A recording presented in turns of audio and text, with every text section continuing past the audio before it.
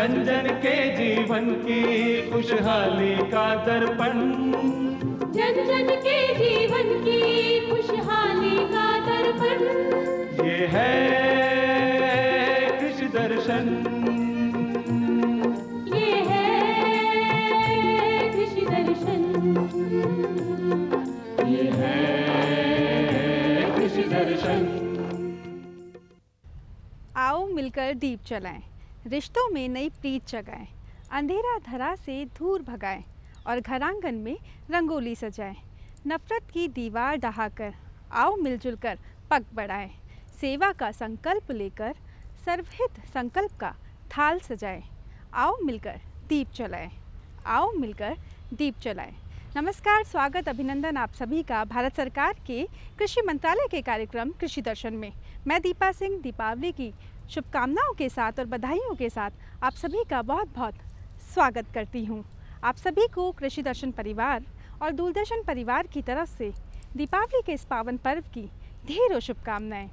ये दीपावली का पावन पर्व आपके जीवन में बहुत सारी खुशियां लेकर आए।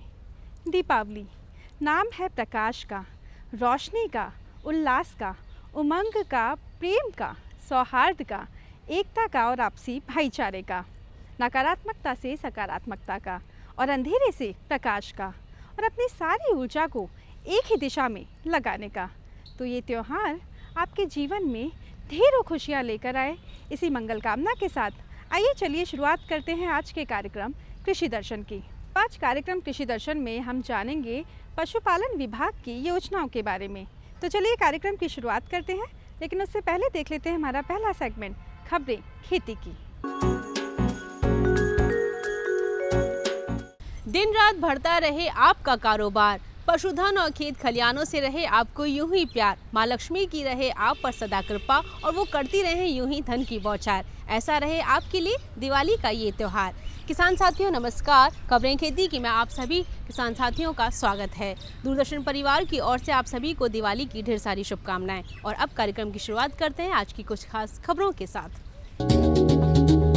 काजरी के वैज्ञानिकों ने काचरे से तैयार किया मैलोशेप। कृषि वैज्ञानिकों ने कहा गेहूं बुवाई में करें एनपीके का उपयोग। गेहूं की नवीन किस्म हुई विकसित और पशुपालक भाई पशुधन का रखें सर्दी से ख्याल। काजरी के कृषि वैज्ञानिकों ने काचरा फल से शीतल पेय पदार्थ और काचरा कैंडी तैयार की है। वैज्ञानिकों ने इसे मैलोशिप नाम दिया है। प्रदेश के पश्चिमी जिलों में कैर, सांगरी, काचरा, लसोड़ा आदि शुष्क फलों का उत्पादन होता है। यह शुष्क फल पोषक तत्वों से भरपूर तो हैं ही, साथ ही औषधीय गुण भी रखते हैं। इनका उपयोग पशु चारे, सब्जी, आचार बनाने के साथ साथ आयुर्वेद दवा बनाने में भी किया जाता है। इन शुष्क फलों से किसानों की आय कैसे बढ़े, इस दिशा में केंद्रीय शुष्क अनुसंधान संस्थान जोधपुर ने कार्य शुरू किया है। शुष्क फलों के वैल्यू एडिशन के लिए संस्थान को एक परियोजना मंजूर हुई है। भारत सरकार के विज्ञान और प्रौद्योगिकी मंत्रालय ने इस परियोजना को मंजूरी दी है। परियोजना के तहत काचरा फल का मूल्य संवर्धन किया जाएगा। काचरे से पेय उत्पाद बनाए जाएंगे। काजरी के निदेशक डॉक्टर ओपी यादव ने बताया कि यह परियोजना 3 साल तक चलेगी। जोधपुर और चूरू जिले के 11 महिला स्वयं सहायता समूहों का चयन प्रोजेक्ट में किया गया है। प्रोजेक्ट का लक्ष्य कम खर्च में किसानों की आय को दोगुना करना है। प्रोजेक्ट की मुख्य अन्वेषक डॉक्टर प्रतिभा तिवारी ने बताया कि काचरे से नए उत्पाद बनाए हैं। इनमें शीतल पेय और कैंडी शामिल हैं। काचरे से बनाई गई शीतल पेय को मैलोशिप नाम दिया है। कृषि वैज्ञानिकों ने कहा है कि गेहूं की बुवाई करने वाले किसान डीएपी की जगह एनपीके खाद का उपयोग बुवाई के दौरान कर सकते हैं। प्रदेश में गेहूं बुवाई का दौर शुरू हो गया है। सरसों के बाद किसानों ने गेहूं, जौ, चना फसल की बुवाई शुरू कर दी है। इससे रबी फसलों का बुवाई क्षेत्र पहले से काफी बढ़ गया है। कृषि वैज्ञानिकों ने डीएपी खाद की कमी को देखते हुए किसानों के लिए सलाह जारी की है। कृषि वैज्ञानिकों का कहना है कि गेहूं उत्पादक किसान बुवाई के समय एनपीके खाद का उपयोग कर सकते हैं। राजस्थान कृषि अनुसंधान संस्थान जयपुर के कृषि वैज्ञानिक डॉक्टर प्रदीप सिंह ने बताया कि इस बार प्रदेश में खाद की कमी दर्ज हुई है। किसानों को डीएपी खाद नहीं मिल पा रहा है। इस स्थिति में गेहूं उत्पादक किसान एनपीके खाद का प्रयोग बुवाई के समय करें। उन्होंने बताया कि डीएपी में 18% नाइट्रोजन, 46% फास्फोरस और 15.5% अमोनियम नाइट्रेट होता है। डीएपी की कमी को देखते हुए किसान एनपीके 12:32:16 का उपयोग कर सकते हैं। एनपीके खाद में 12% नाइट्रोजन, 32% फास्फोरस और 16% पोटेशियम होता है। किसान भाई 1 एकड़ में 1.5 बैग का इस्तेमाल कर सकते हैं। उल्लेखनीय है कि प्रदेश में गेहूं की बुवाई लगभग 10 लाख हेक्टेयर क्षेत्र में हो चुकी है। कृषि विभाग के मुताबिक इस साल गेहूं बुवाई के लिए 30 लाख हेक्टेयर क्षेत्र का लक्ष्य रखा गया है। गेहूं अनुसंधान केंद्र के कृषि वैज्ञानिकों ने गेहूं की नवीन किस्म विकसित की है। वैज्ञानिकों ने अधिसूचित हुई नवीन किस्म को पूसा वकूला नाम दिया है। गेहूं अनुसंधान केंद्र इंदौर के वैज्ञानिकों ने गेहूं की नवीन किस्म तैयार की है। इस किस्म का बीज किसानों को पूसा वकूला के नाम से उपलब्ध होगा। इस किस्म का वैज्ञानिक नाम HI 1636 है। केंद्र के वैज्ञानिक AK सिंह ने बताया कि यह किस्म 4 से 5 सिंचाई में तैयार हो जाती है। यह किस्म समय पर बुवाई के लिए उपयुक्त है। इसमें zinc, iron, copper, vitamin A और प्रोटीन की मात्रा ज्यादा है। यह किस्म 115 से 118 दिन में पककर तैयार हो जाती है। इस किस्म से प्रति हेक्टेयर 60 से 65 क्विंटल उत्पादन मिलता है। यह किस्म मध्य प्रदेश, छत्तीसगढ़, गुजरात, राजस्थान के कोटा, उदयपुर संभाग और उत्तर प्रदेश के झांसी संभाग के लिए जारी की गई है। किसान भाइयों, सर्दी अपना असर दिखाने लगी है और सर्दी का असर पशुधन पर भी पड़ता है। सर्दी से पशुधन को बचाने के लिए वैज्ञानिक तौर तरीके से प्रबंधन करें। प्रदेश के दिन और रात के तापमान में आई कमी से सुबह शाम सर्दी का एहसास होने लगा है। रातें ठंडी होने लगी हैं तो अल सुबह कोहरे की चादर भी नजर आने लगी है। ऐसे में पशुपालक भाई पशुओं को खुले में नहीं बांधें। पशु को बांधने के लिए कच्चा अथवा पक्का आवास तैयार करें। यह आवास हवा के विपरीत दिशा में हो। नमी और बीमारी से बचाव के लिए आवास को साफ सुथरा और सूखा रखें। सर्दी तेज होने पर पशु को झूल उड़ाएं। इसके लिए बारदाना, बोरी, गर्म कंबल का उपयोग किया जा सकता है। पशुओं को खुले में ना छोड़ें। पशुओं को संतुलित आहार भी दें। पशु आहार में दाना, गुड़, खल की उचित मात्रा शामिल हो। इन दिनों प्रसव का समय होता है। ऐसे में गर्भित पशु का विशेष ध्यान रखें। माँ बच्चे को उचित आवास और आहार प्रदान करें। पशु के बीमार होने पर पशु चिकित्सक से इलाज करवाएं। किसान भाइयों, खबरें खेती की मैं आज इतना ही। आप देखते रहिए कृषि दर्शन। नमस्कार। कार्यक्रम में एक बार फिर आप सभी का बहुत बहुत स्वागत है। आज हम बात करेंगे पशुपालन विभाग की योजनाओं के बारे में। आप सभी को पता है कि हमारे बहुत सारे किसान ऐसे हैं जो खेती के साथ साथ पशुपालन भी करते हैं। तो ऐसे में पशुपालन विभाग जो है वो हमारे पशुधन के लिए और हमारे पशुपालक भाइयों के लिए बहुत सारी योजनाएं लेकर आता है। क्या है ये योजना और कैसे हमारे पशुपालक भाई सीधे तौर पर इनसे जुड़ सकते हैं, आज कार्यक्रम में हम इसी के बारे में जानकारी लेंगे। कार्यक्रम में हमने आमंत्रित किया है हमारे आज के खास विषय विशेषज्ञ डॉक्टर लाल सिंह जी को। डॉक्टर लाल सिंह जी, आपका हमारे कार्यक्रम कृषि दर्शन में बहुत बहुत स्वागत और अभिनंदन। डॉक्टर लाल सिंह जी, जैसा कि हम सभी जानते हैं कि खेती और पशुपालन एक दूसरे के पूरक माने जाते हैं। हमारे बहुत सारे पशुपालक भाई जो हैं वो पशुधन रखते हैं। तो अभी प्रदेश में पशुधन की क्या स्थिति है? कि पशुधन राजस्थान की धरोहर है और यहाँ पे पशुधन की जो संख्या है उसके हिसाब से हम भारतवर्ष में दूसरा स्थान रखते हैं। कुल पशुधन यहाँ पे 567 लाख है और आप ये भी जानते हैं कि यहाँ का गोवंश जो है वो बहुत ही उन्नत नस्ल का गोवंश जो है वो यहाँ पाया जाता है। लगभग 7 नस्लें जो हैं वो पूरे राजस्थान में पाई जाती हैं और इसकी संख्या जो है लगभग 139 लाख है। यहाँ पे भैंस वंश 136 लाख पशु पाए जाते हैं। लगभग 80 लाख जो है शीप हैं और करीबन 208 लाख जो बकरियां हैं वो पूरे राजस्थान में पाई जाती हैं और बकरियों में हम अपने भारतवर्ष में पहला स्थान रखते हैं। तो पशुधन की दृष्टि से राजस्थान बहुत ही धनी प्रदेश है। पशुपालक भाइयों के लिए को मैं इस बात के लिए बधाई देता हूं कि उन्होंने बहुत अच्छा पशुधन का संग्रहण जो है वो राजस्थान में किया हुआ है। डॉक्टर साहब, हमने सुना है कि पशुपालन विभाग जो है वो हमारे पशुधन के लिए और हमारे पशुपालक भाइयों के लिए कई तरह की योजनाएं चलाता है। तो ऐसी कौन सी योजनाएं हैं जो पशुपालन विभाग द्वारा चलाई जा रही है? पशुपालक भाइयों के लिए बहुत सारी योजनाएं विभाग चलाता है। सबसे पहले आप ये देखेंगे कि पूरे राज्य में लगभग 8,500 संस्थाएं हैं जिनके माध्यम से हम पशु चिकित्सा सेवाएं जो हैं पूरे राज्य में पशुपालक भाइयों के लिए उपलब्ध कराते हैं, जिसके लिए लगभग 35 जो हैं वो बहुउद्देशीय पशु चिकित्सालय हैं।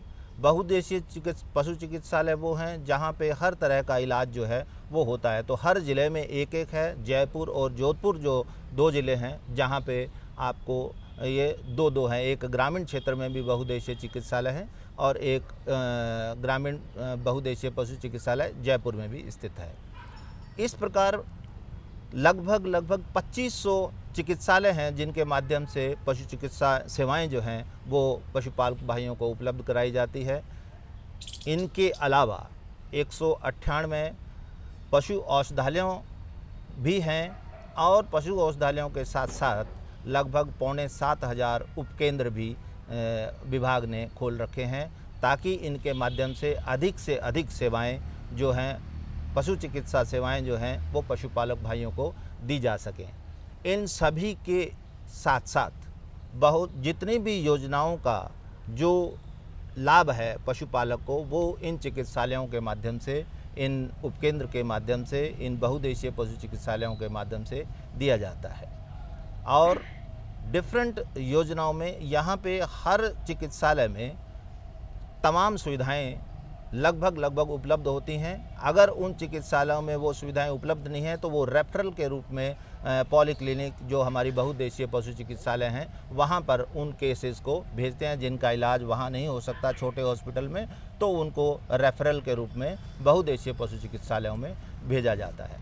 बहुउद्देशीय पशु चिकित्सालय में वो तमाम सुविधाएँ उपलब्ध होती हैं जहाँ पे किसी भी एनिमल का जो ज़्यादा से ज़्यादा जो ट्रीटमेंट का हिसाब से या उसके सर्जरी के हिसाब से, गायनेकोलॉजी के हिसाब से तमाम जो सुविधाएं हैं वो वहाँ पे उपलब्ध रहती हैं।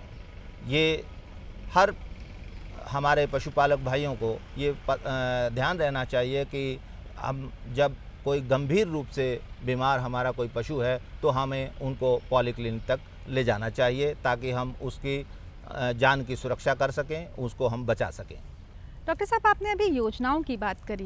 इन्हीं में से एक योजना का नाम हम सुनते हैं निशुल्क आरोग्य योजना। तो ये पशुधन निशुल्क आरोग्य योजना क्या है?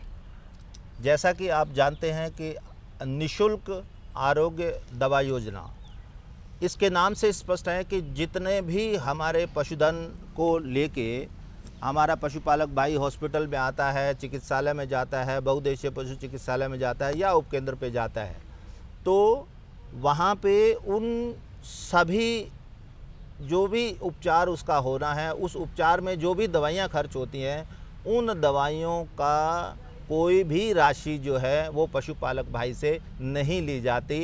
ये पूर्णतया निःशुल्क हैं। जैसे आप जानते हैं कि मानव चिकित्सा में भी हम चिकित्सालय जब जाते हैं वहाँ पे हमें जो है मुफ्त में वो दवाइयाँ मिलती हैं, उपलब्ध होती हैं। ठीक उसी तर्ज पे राजस्थान पहला प्रदेश है जो भारतवर्ष में जहाँ पे पशु चिकित्सा की दवाइयाँ भी निःशुल्क दी जाती हैं और ताकि पशुपालक भाइयों को इस धन के अभाव में उनके पशुधन का कोई नुकसान ना हो। इसलिए पिछले तकरीबन 5-6 सालों से यह योजना संचालित है और अब इस बार लगभग 40 करोड़ की दवाइयाँ जो हैं वो निःशुल्क उपलब्ध कराई गई है पशुपालक भाइयों के लिए। डॉक्टर साहब, हम बात कर रहे हैं पशुधन की और पशुधन में एक आती है हमारी गौ माता, जिसके संवर्धन के लिए, जिसके संरक्षण के लिए कई तरह के प्रयास किए जाते हैं। तो क्या पशुपालन विभाग भी इसके संवर्धन के लिए कोई प्रयास कर रहा है? बहुत अच्छा सवाल आपने किया कि पशुधन संवर्धन। पशुधन संवर्धन हमारा बहुत ही महत्वपूर्ण बिंदु है, जिसके आधार पर पशुपालक की आय निर्धारित होती है। एक पशु से एक हमारा पशुपालक भाई कितनी आय ले सकता है, ये उसके संवर्धन पर पूर्ण रूप से निर्भर करता है। आप सभी लोग जानते हैं कि हम बहुत सालों से कृत्रिम गर्भाधान की सेवाएं जो हैं वो पूरे राज्य में उपलब्ध करा रहे हैं। इन्हीं पशु चिकित्सा उपकेंद्र, हमारे हॉस्पिटल, हमारे बहुउद्देशीय पशु चिकित्सालय और हमारी चल पशु चिकित्सा इकाइयों के माध्यम से हम कृत्रिम गर्भाधान की सेवाएं उपलब्ध करा रहे हैं। हर कृत्रिम गर्भाधान में उन सांडों का, उन अच्छे बुल्स के सीमन का उपयोग किया जाता है जो बहुत उन्नत किस्म के होते हैं, और उन उन्नत सांडों के इस वीर्य को एक छोटे से स्ट्रा में उसको प्रिजर्व किया जाता है और उसको लिक्विड नाइट्रोजन में रखा जाता है। ये तमाम सुविधाएं हमारे चिकित्सालय और उपकेंद्रों पर सब में उपलब्ध कराई गई हैं, ताकि किसी भी गोवंश को, किसी भी भैंस वंश को अगर प्रजनन कराना हो तो आप उस एआई के माध्यम से, एक कृत्रिम गर्भाधान के माध्यम से उनका संवर्धन आप कर सकते हैं, करवा सकते हैं। क्योंकि कृत्रिम गर्भाधान सेवाएं उपलब्ध होने के माध्यम से हमारा गोवंश जो है वो दिन प्रतिदिन उन्नत होता जाता है। हमें इस बात का आवश्यक रूप से ध्यान रखना चाहिए कि जितने भी हमारा गोवंश है उसको निम्न श्रेणी के सांडों से गर्भित नहीं होने देना चाहिए, क्योंकि निम्न श्रेणी के सांडों से अगर गर्भित होगा तो हमारे गोवंश में कोई भी संवर्धन नहीं हो सकता, उसमें कोई दूध में वृद्धि नहीं हो सकती, उसका डिटोरिएशन हो सकता है। लेकिन उसको हमें बचाने के लिए अच्छे उन्नत नस्ल की जो स्ट्रा हैं, उन्नत नस्ल का जो सीमन उपलब्ध है राज्य में, उस सीमन का उपयोग करवाना चाहिए, जिससे हमारे जो गोवंश है उसकी नस्ल में सुधार हो, उत्तरोत्तर उसमें दूध में वृद्धि हो, और आने वाले समय में जो हमारे दूध की मांग जो है, समाज की जो दूध की मांग है, उस मांग को हम पूरा कर पाएँ। जी डॉक्टर साहब, हम बात करें गौवंश की, गौ माता की, तो इसी से संबंधित एक योजना आती है कामधेनु योजना।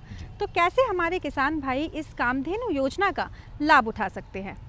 देसी गोवंश को पालने के लिए, देसी गोवंश को बढ़ावा देने के लिए पशुपालक भाइयों के लिए कामधेनु योजना लाई गई। इस योजना के अंतर्गत लगभग 30 गोवंश जो हैं वो पशुपालक को क्रय करने के लिए दिए जाते हैं, और वो 30 गोवंश जो हैं पूरे वैज्ञानिक विधि के अनुसार उनका लालन पालन करके और उनसे अपने आय के स्रोत जो हैं वो बढ़ा सकते हैं। इस पूरी योजना की जो कीमत है वो एक योजना की 36,70,000 के करीब है, और ये बैंकेबल स्कीम है। इस बैंकेबल स्कीम में एक पशुपालक भाई के लिए 33 लाख का बैंक से लोन उपलब्ध कराया जाता है, और उसमें किसान भाई की जो राशि है वो 3,70,000 रुपया उसका हिस्सा राशि उसको देनी होती है।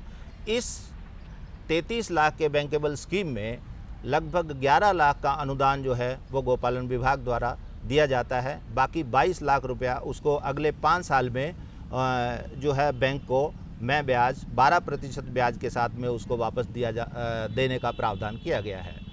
डॉक्टर साहब, आपने बात करी कि कुछ बैंक जो है वो बीमित योजनाएं चला रहे हैं, जी, है ना, इसके अलावा लोन की भी बहुत सारी सुविधाएं दे रहे हैं। तो क्या पशुधन किसान क्रेडिट कार्ड भी कोई योजना है, और अगर है तो कैसे हमारे किसान भाई इस योजना का लाभ उठा सकते हैं? जिस तरह से हमारे क्रेडिट कार्ड जो कृषि के हमारा जो क्रेडिट कार्ड है, उसी की तर्ज पर किसान क्रेडिट कार्ड के आधार पर भी पशुपालक क्रेडिट कार्ड भी बनाया जा रहा है। और ठीक उसी जिन लोगों के पास में किसान क्रेडिट कार्ड है वो पशुपालक क्रेडिट कार्ड भी ले सकते हैं। भारत सरकार की इस योजना के तहत सभी पशुपालक भाई जिनके पास में पशुधन है वो अपना क्रेडिट कार्ड बनवा सकते हैं। अपने फॉर्म जो है वो पशु चिकित्सालय, जो उनके नज़दीकी पशु चिकित्सालय है, वहाँ पे वो जमा करा सकते हैं, और पशु चिकित्सा कर्मी जो हैं वो उनके जो फार्म हैं उनको अग्रेसित कर बैंक में जमा कराते हैं, और बैंक जो है इनको पशुपालक क्रेडिट कार्ड जो है वो इशू करता है। ये बहुत अच्छी योजना है। अब तक बहुत सारे लोगों ने इस योजना का लाभ ले रहे हैं। मेरा आप सभी से अनुरोध है कि आप अधिक से अधिक पशुपालक कार्ड बनवाकर इस योजना का आपको लाभ लेना चाहिए।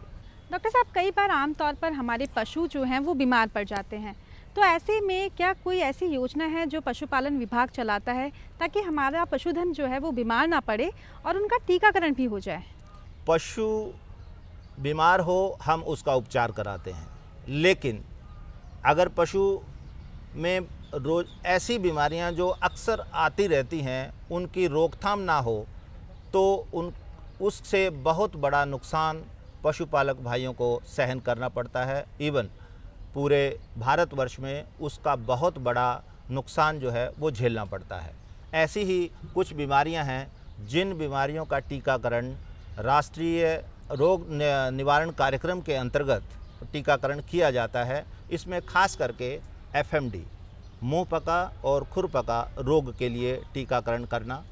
मुंहपका और खुरपका रोग आप सभी लोग जानते हैं, जैसे ही सर्दियां आती हैं, अब सर्दियों का मौसम शुरू हो रहा है किसान भाइयों, तो मुंहपका खुरपका रोग आना बहुत सारे एरियाज़ में स्वाभाविक रहता है और इस रोग का टीकाकरण पूर्ण रूप से करवाना आपका नैतिक दायित्व भी है।